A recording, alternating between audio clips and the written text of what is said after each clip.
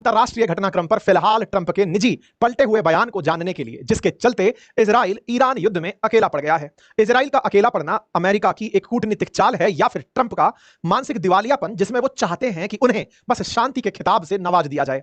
इनके इस peace maker या मिस्टर सीज फायर बनने की जो तमन्ना है, उसे किस तरह से दुनिया में देखा जाए, ये तो आप और मैं आने वाले समय तक डिस्कस कर लेंगे और इतिहास जब बनेगा तब इस विषय पर चर्चा अवश्य होगी। लेकिन फिलहाल ट्रंप का ताजा मैसेज है कि ईरान इजराइल युद्ध में मैं 2 हफ्ते रुक कर आऊंगा।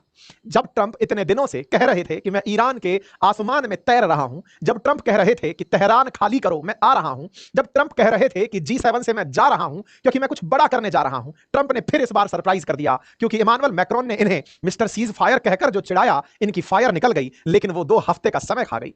ऐसे में अमेरिका की तरफ से आज एक स्टेटमेंट आया है और वो स्टेटमेंट इजराइल के लिए बड़ा महंगा होगा, ऐसा मानने वाले कह रहे हैं। ऐसा क्या कह दिया है? जैसा मैंने दोहराया, फिर से दोहराता हूं, इन्होंने कहा है कि तू चल मैं आई। मेरे प्यारे साथियों, भारतीय सिनेमा में ये बहुत अच्छा संगीत का ये सुर जो आपने सुना होगा कि तू चल मैं आई, ये इस समय बाजार में ट्रंप पर बिल्कुल ठीक बैठ रहा है। इन्होंने नेतन्याहू से कहा है कि तुम 2 हफ्ते संघर्ष करो, हम आते हैं। जो बेटा तुम संघर्ष करो, हम तुम्हारे साथ हैं, से बेटा तुम चलो हम आते हैं, ऐसा कहकर कहीं नेतन्याहू को अकेला तो नहीं छोड़ दिया। इजराइल से पहले अगर दर्द कोई पूछे तो भारतीय प्रधानमंत्री से भी पूछ ही सकता है कि सर, वो जो आपने हमारे साथ किया था वो नेतन्याहू के साथ मत करिए। हम आपके लिए आए थे, हम आपके बारे में चर्चा किए थे, हम आपको अपना मित्र बताए थे। इवन भारत में तो इस बात की प्रेरणा फूटी थी कि आप आ जाएंगे तो भारत के लिए बहुत अच्छा होगा। लेकिन जिस तरह से आप फाइनली बिक गए, क्रिप्टोज में आपको खरीद लिया गया, जिस तरह से आप ट्रेड के नाम पर अपना बिजनेस चलाते ले गए, अपना पर्सनल व्यापार करते ले गए, भारत के साथ तो धोखा किया ही किया, लेकिन जिस इजराइल के साथ इतिहास रहा है अमेरिका का खड़ा होने का, आपने उसे भी अकेला छोड़ दिया। साथियों, आज ये तस्वीर जो भी लोग देख रहे हैं वो बार बार एक ही सवाल कर रहे हैं कि ट्रंप और नेतन्याहू ने